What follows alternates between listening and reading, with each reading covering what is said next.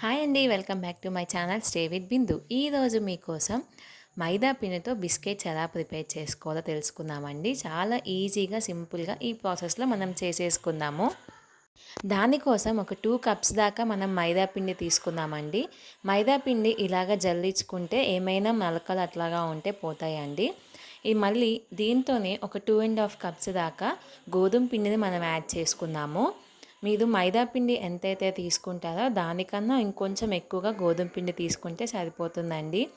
ఇట్లాగా రెండు బాగా మిక్స్ చేసుకొని దాంట్లోనే బేకింగ్ పౌడర్ కొంచెం యాడ్ చేసుకుందాము. ఒక టేబుల్ స్పూన్ దాకా బేకింగ్ పౌడర్, ఒక హాఫ్ టేబుల్ స్పూన్ దాకా బేకింగ్ సోడా యాడ్ చేసుకుందామండి. దీన్ని బాగా మిక్స్ చేసుకుందాము. దీంట్లో మనం షుగర్ యాడ్ చేసుకొని ఈ బిస్కెట్స్ అనేవి ప్రిపేర్ చేసుకుంటున్నామండి.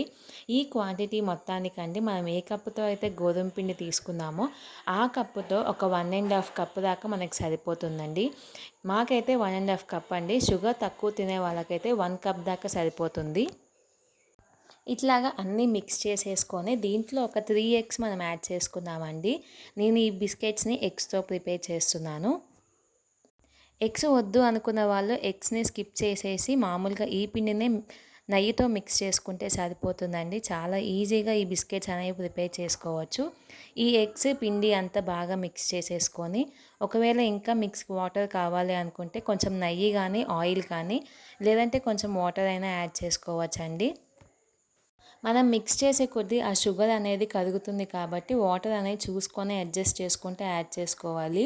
లాస్ట్లో వచ్చిన తర్వాత వాటర్ని యాడ్ చేయకుండా ఇట్లాగా ఆయిల్ కానీ నెయ్యి కానీ మనం ఈ విధంగా అప్లై చేసుకుంటే దీన్ని మనం మిక్స్ చేసుకుంటామంటే చాలా సాఫ్ట్గా పిండి అనేది రెడీ అయిపోతుందండి.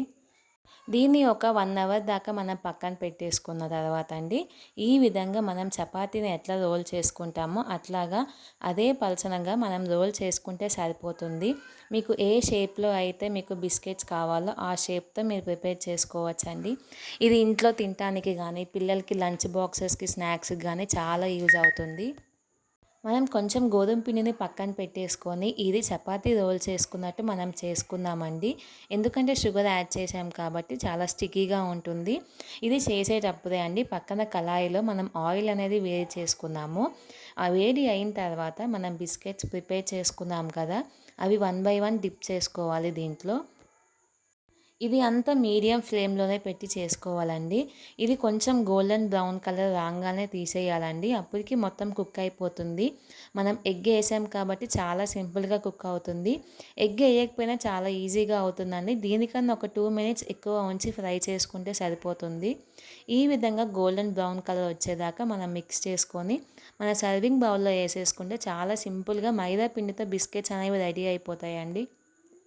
నా యూట్యూబ్ ఛానల్లో గోధుమ పిండితో కూడా బిస్కెట్స్ ఎలా ప్రిపేర్ చేయాలో ఉన్నాయండి. అవి కూడా ఒకసారి నేను కింద డిస్క్రిప్షన్లో లింక్లో యాడ్ చేస్తాను. మీరు ఒకసారి ఓపెన్ చేసి చూడండి కావాలి అనుకున్న వాళ్ళు. ఇది స్టోరేజ్ అండి. మినిమం 1 మంత్ నుంచి 2 మంత్స్ దాకా ఉంటుంది మనం చేసే క్వాంటిటీని బట్టి.